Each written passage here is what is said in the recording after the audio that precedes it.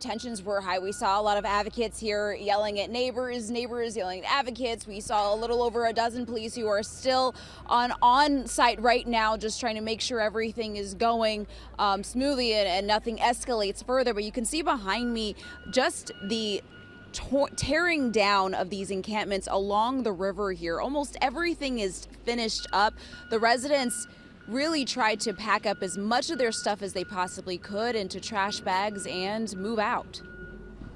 I have been unhoused myself in the past, and I know how isolating and lonely it is and how threatening it is to have people, neighbors, cops constantly threatening your way of life. Today's structures were torn down in Legion Park. To work for the Park District. It's a public area in the North Park neighborhood. Chicago Park District says the decision did not come lightly. In a statement, a spokesperson for the district says safety became a concern after the fire department responded to 3 fires this summer and 5 total this year. I think people are trying to stay warm, trying to do what they can, and it just gets out of hand quickly. Aaron Mabra has lived in the neighborhood for over 7 years.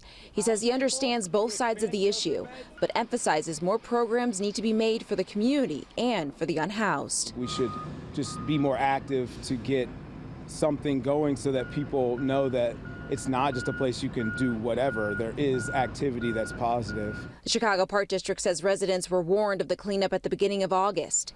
Those with the Department of Family Support Services were on site. They say 5 residents have accepted shelter, while others are declining placement. Need a place to sleep.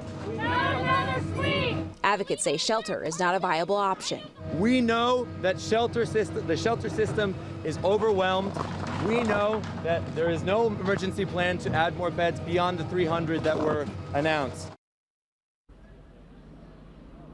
Now, the Chicago Park District did clarify with us that while the structures are not allowed, residents can still put up tents in this park. The issue with the structures, as we've talked about, is that it's a safety hazard. In fact, we actually just saw one of the workers pull out a propane tank from the structure just now. So it kind of gets at that issue of the potential of fires taking place in the structure. As for the Department of Family and Support Services, they were on site. They said they have helped people get into shelter placement. But again, if no one did want to go, it was up to them to figure out their next steps. Terrell?